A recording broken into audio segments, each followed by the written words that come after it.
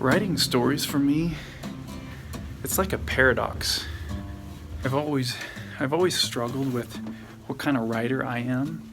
Do I just let the characters run amok and do whatever they want to do? Or do I stick really close to a plot device, like a 3-act structure, and follow these rules that have been set in place by so many people before me?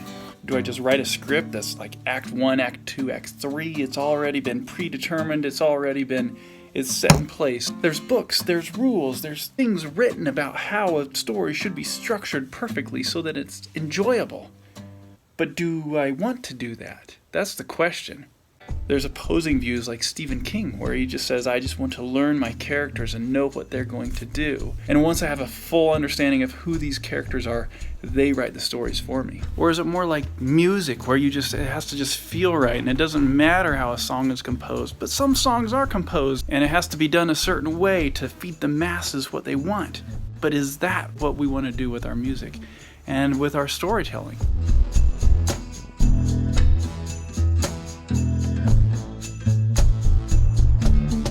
The rules are good to know, but what I like doing is just knowing my characters, similar to what Stephen King says. Once I know the characters, I can just let these characters write themselves, and it's really enjoyable. But it does come with its problems.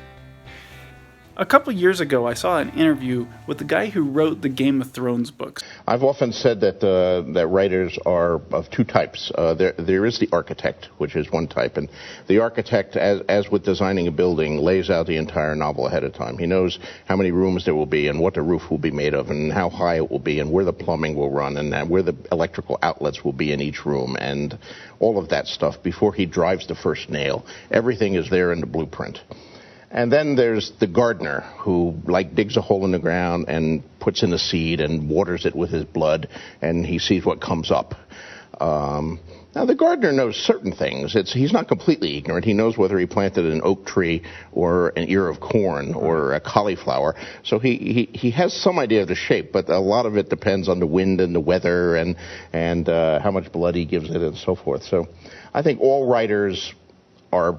No one is purely an architect. No one is purely a gardener in terms of writers, but many writers tend to one side or the other, and I'm very much more a gardener. Mm-hmm. As indeed was Tolkien. I mean, for all the architecture he did on, like, the Silmarillion, which he began before World War I,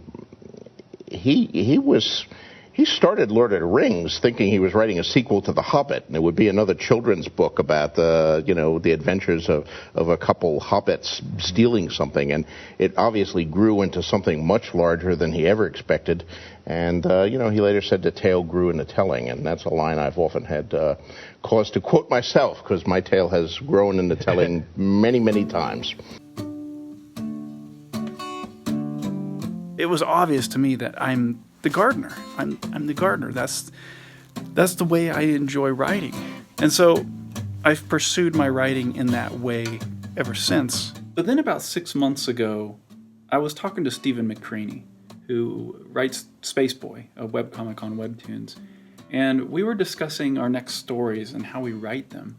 Are we writing these stories, or are these stories writing us? Are we in control of our lives, or are we just following a predetermined script? Are we just dancing to our DNA? Do we actually have free will? And the same questions can be applied to what we're writing. If our characters are actually developed so far that they start writing themselves, are we actually in control of what we're writing? Are we scripting it out for our characters, or are the characters actually writing the story themselves? And the answer we came to is kind of both. We are setting a plan in motion. We do have end goals, but the characters do, in a way, seem to make their own decisions the more we get to know them as we're writing them. And the parallels to our lives, however you want to look at it, how God influences our decisions, it's a paradox. Do you ever struggle with how do you do right by the series? How do you end this properly? Do you already have that stuff figured out?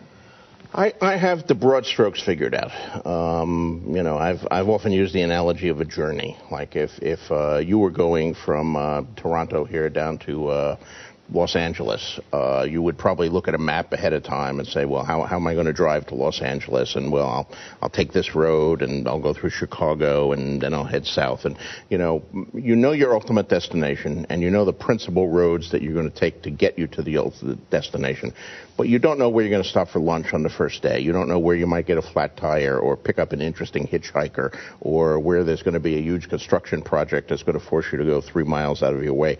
So those are the adventures that you find on the course of the journey. And for me as a writer, I find things during the course of writing that are of interest to me, and that's really what the fun in the writing for me is. It's not just if you planned it all out ahead of time and we're just typing the words. I think it would be sort of a soul-deadening exercise. We're writing a story, we have it planned out, but the characters have a life of their own. What was funny is it hit incredibly close to home for me, because that's what Cithra is all about. So what are you? Are you an architect, or are you a gardener? Or are you trying to be a gardener, but you find you're an architect? Or are you trying to be an architect, but you find you're a gardener? Or are you both? Or do you not know? That is the paradox. If you like this subject, then definitely check out Cithra, because that's the theme I'm wrestling with. Life is a journey. It is a crazy journey. Actually, I just put out a video on Gumroad called The Artist's Journey, and it goes through my childhood all the way up through my professional career, showing how I would finish projects, little tiny projects, and doors would open. And so I think it's a real encouragement to people who are trying to pursue their art career. I'll put links in the show notes. That's all I got to say. Happy writing. Thank you for checking out my video. My name is Jason Brubaker. I make comic books and graphic novels. You can check them out at Coffee Table Comics. But before we go on, make sure to hit the subscribe button and the bell too. Give it a thumbs up and watch it all the way to the end 3 times, and then share it on all your favorite social media accounts. BFF forever.